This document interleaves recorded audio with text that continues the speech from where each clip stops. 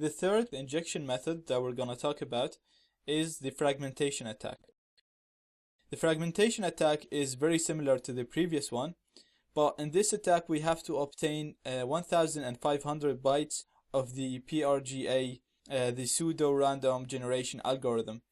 Because we need to order the full 1500 bytes, this attack is we need to be closer to the target network to successfully run this attack, but it's much quicker than the correct chop attack. So again, after we obtain the PRGA, we can use it to forge a new packet, and then we're going to inject this new forged packet into the traffic to increase the number of IBs very quickly. So the concept is very simple. We're gonna capture a packet, determine its PRGA, forge a new packet, and then inject that packet into the air. So let's see how we can do this. Again, first thing is going to be running arrow dump against the target network. So I'm just gonna change the name here from chop to fragmentation. We're just gonna call it fragment. Hit enter, and here we go. Arrow dump is launched on our target network. Second step, as always, is fake authentication so that the access point doesn't ignore us and starts communicating with us. So we do that, and we see here we have successfully associated with the target network, and the authentication has changed to open, so that's very good. Third step is going to be our fragmentation attack step. It's very similar to the chop attack. So you can see here that's my chop code that I used, the chop command, sorry. So it's exactly the same command, just instead of chop I'm gonna say fragment.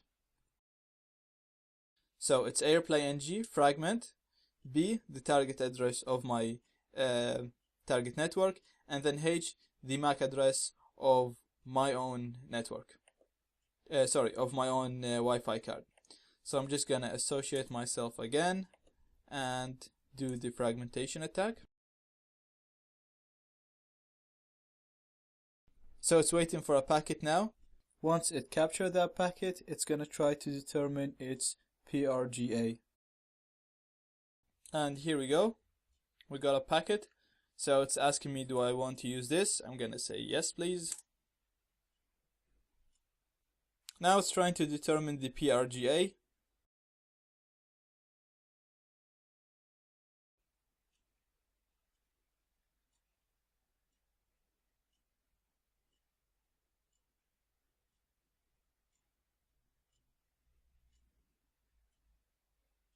So that packet wasn't useful.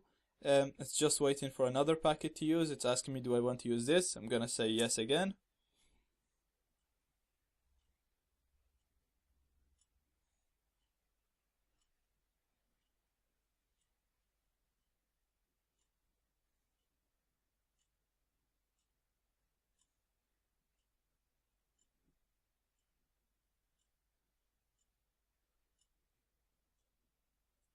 Again, that packet wasn't useful, so we're just waiting for another useful packet. I'm gonna reassociate myself in the meanwhile, and I'm gonna say yes.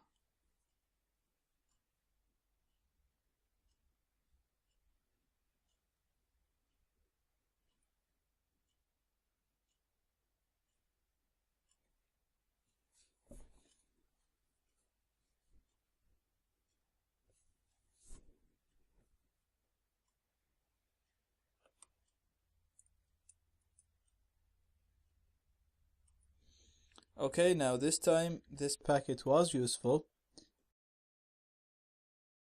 and the key stream is saved to this file.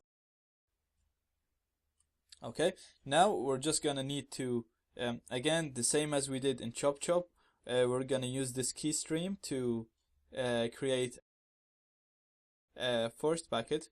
So I'm just gonna copy its name, and I'm gonna use the same command. I'm just gonna clear this for you. And I'm gonna use the same command that we used with the chop attack.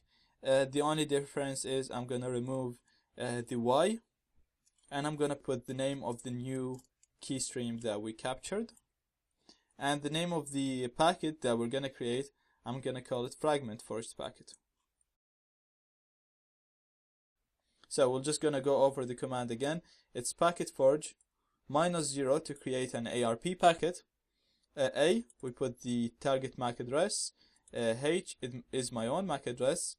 And then K and L are the destination and the source IP addresses. Y is the name of the key stream file. So it's the file that has been created from the previous step, and that's the name of it. And then W is the file name that's going to be created, that's going to contain the first packet, and it's going to be called fragment forged packet. And it's telling us that it's been successfully written to this file. So again, just like the chop chop attack, we're going to inject this new packet into the air, and this is going to be done using airplay ng with the -2 option, the reply option. Just going to paste the name of my new first packet. So we got airplay ng -2 for the replay, or the name of my first packet, and 10 is my Wi-Fi card with monitor mode. Before I do this, I'm gonna associate myself again, and then I'm gonna hit enter here. It's asking me, do I want to use this packet? I'm gonna say yes.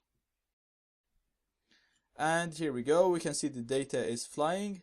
We're injecting around 400 packets per second. And once this number is large enough, we're going to be able to crack the key. I can just go here to air crack ng. So it's going to be air crack ng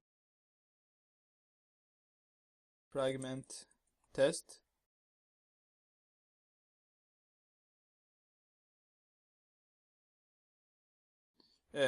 .cap.